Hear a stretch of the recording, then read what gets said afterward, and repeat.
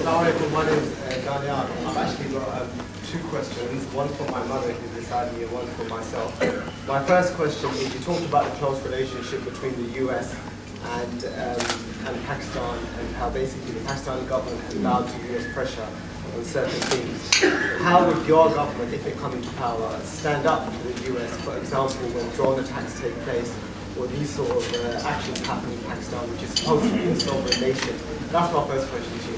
My second question, which is from my mother who's beside me, is she's asking, why is there a trend within Pakistani politicians and generals, and she actually named one, who she's naming now, Hamid Gul, for example. She's saying that whilst they're in power, and whilst he was the head of the secret services, he didn't speak out against the administration. However, there's this trend, once they fall out of power, they join the bandwagon of basically, saying the government is corrupt, etc., etc. Right, if we can hold on to those thoughts and your question. Yeah, Mr. Khan, my name is Azhar Javed from Dunia TV.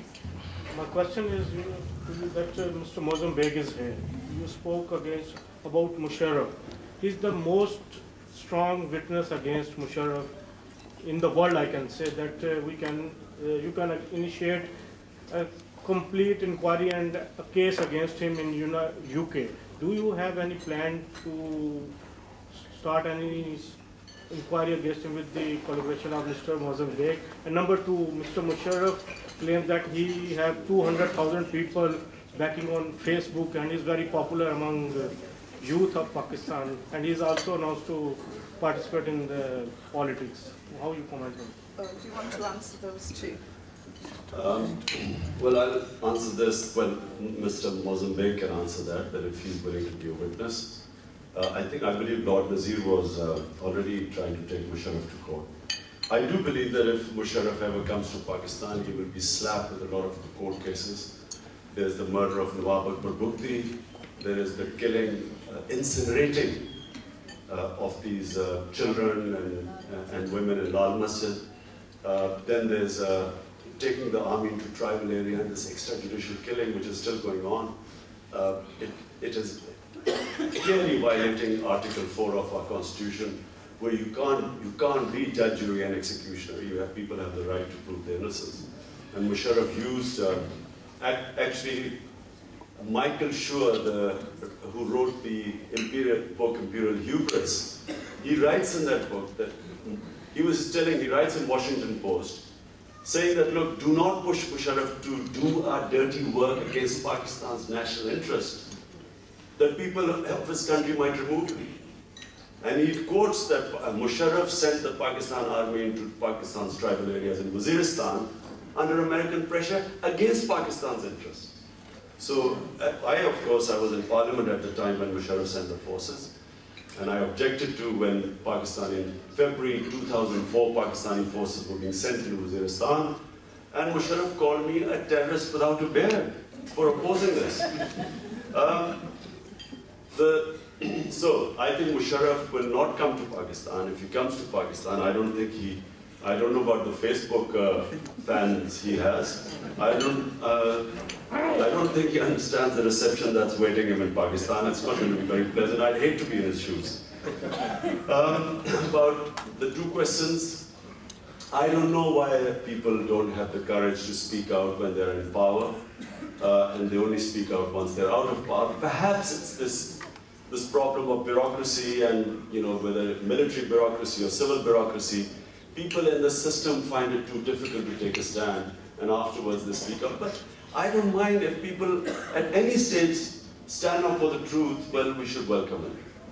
Sorry, what was the question? My question was, how would your relationship be different with the US, and how would you stand up for the US, for example, when it conducts drone attacks on the border? Yeah. Look, the problem with the United States is that it is still following a tried and failed policy of selecting lackeys in third world countries.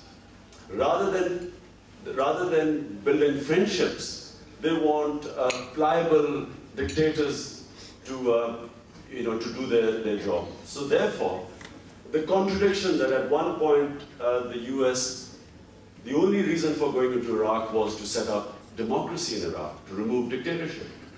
while they were trying to set up democracy in Iraq, George Bush comes to Pakistan, and here we were all involved in a democratic movement to oust a military dictator, but guess who George Bush supports? The military dictator. And when the movement for the Chief Justice starts, which was a democratic movement to have an independent justice system, the US was standing up alongside Musharraf, again a dictator. So this contradiction, that they talk about democracy, yet they back dictators, pliable dictators, so that they can basically use them for their own purposes, and that's what's happened. They manipulated the elections in 2008. The Bush administration brokered a deal between General Musharraf and Benazir Bhutto, whereas all the corruption cases against Benazir Bhutto and her husband were given amnesty so that they could come back, and so that Benazir and Musharraf would both pursue America's policy, which is basically using our own army to bomb our own people. And I'm afraid by doing this, they actually do themselves damage in the long run. It might work in the short run, but in the long run, these puppets are never credible partners. They are never these, rather than selecting friends, these puppets end up doing so much damage to the US.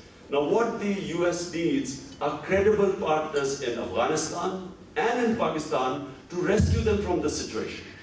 The US is stuck in Afghanistan. They're spending over $100 billion a year. There is no end to this war. There's an economic crisis in the US. This war is a disaster for the people of US. And yet they are stuck with a puppet in Afghanistan and a puppet in Pakistan. So you can have a puppet show, but you can't solve the problems. And so my relationship with the US would be, I think anyone would want to have friendly relationship, but a friendly relationship means that I would be protecting the interest of my people.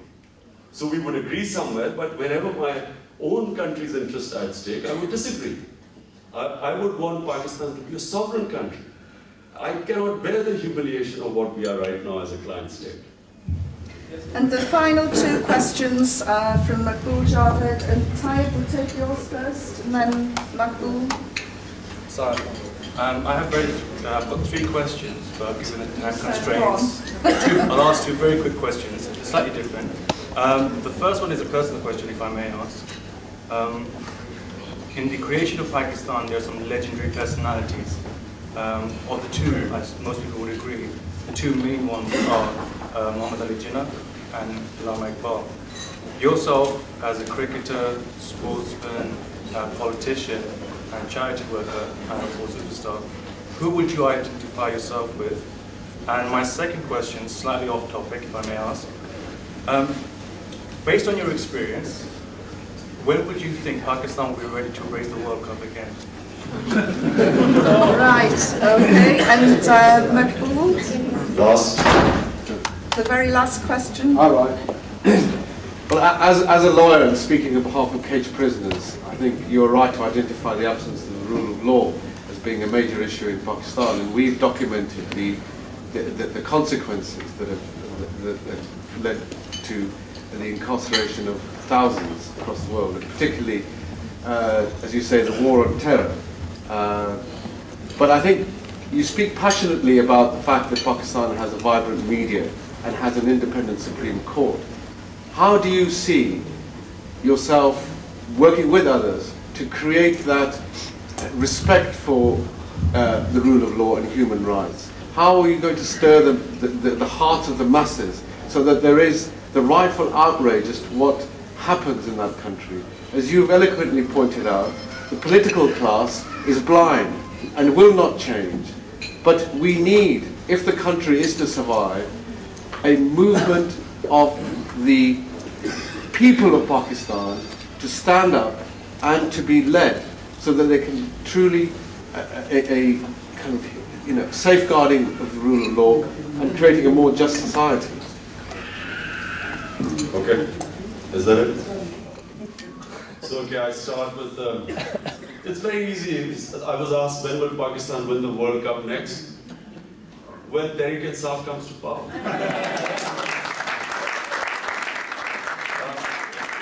The country has probably the most amount of cricketing talent, but it does not have a cricketing an institution to polish the talent. So inshallah, when you see our party coming to power, we will build, cricket will become an institution rather than being run on an ad hoc basis, and I think you will see this talent being polished.